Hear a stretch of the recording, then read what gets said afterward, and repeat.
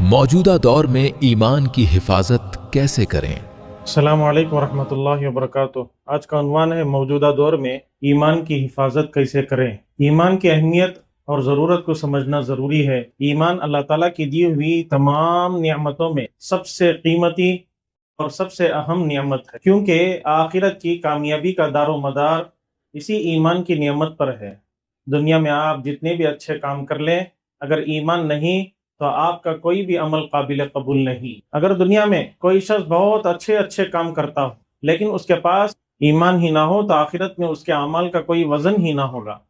ईमान की मिसाल एक कीमती हीरे की तरह है। जिस तरह इंसान हीरे की हिफाजत करता है और चोरों से उसको बचाकर रखता है और उसके कीमती होने को जानता है, इसी तरीके से ईमान के दुश्मन शैतान और उसके चेले जितने भी हैं उनसे ईमान को बचाना बेहद जरूरी है।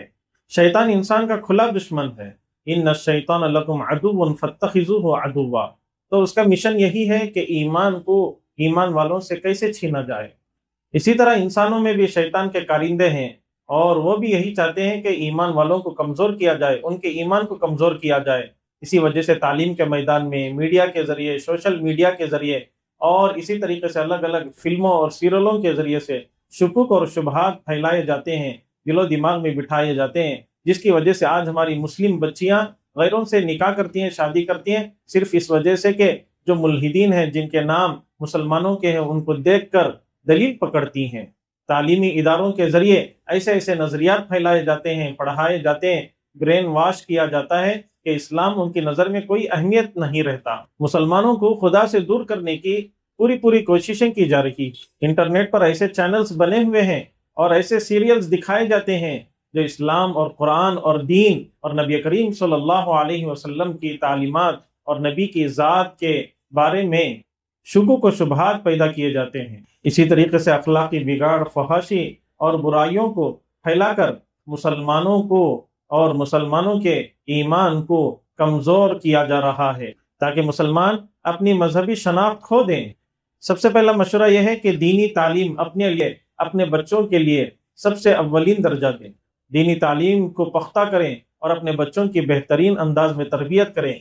ईमान की अहमियत उनके दिलों में बिठाएं, कलीमे की अहमियत उनके दिलों में बिठाएं कि इस तरीके से बिठाएं कि उनका ईमान आज के फितनों से मुतज़लज़ल ना हो, इतना मजबूत उनका ईमान, और घर का माहौल बेहतर से बेहतर किया जाए कि यहीं से बच्चा बनता और संवरता है। घर में तिलावत हो, जिक्र हो और इसी तरीके से मुस्तनद उलमा और मशाइख के बयानात सुनते हों। इसी तरह नेक अहले हक और उलमा से ताल्लुक़ हो, अल्लाह वालों से ताल्लुक़ हो और उनकी सोहबत इख्तियार करे ताकि ईमान हमेशा तरोताज़ा रहे। इसके साथ ही अपने बच्चों की तालीम और तरबियत की खुद निगरानी करें और यह यकीनी बनाएं कि वो किसी गुमराह कुन नजरिए का शिकार ना हो। खुलासा कलाम यह है कि ईमान एक अमानत है जिसे मुझे और आपको अल्लाह ताला की बारगाह में सही सलामत लेकर जाना है।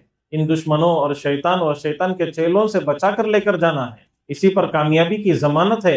अगर ईमान नहीं तो कामयाबी नहीं। इसके लिए अनथनक और मुसलसल कोशिशें और दुआओं की ज़रूरत है।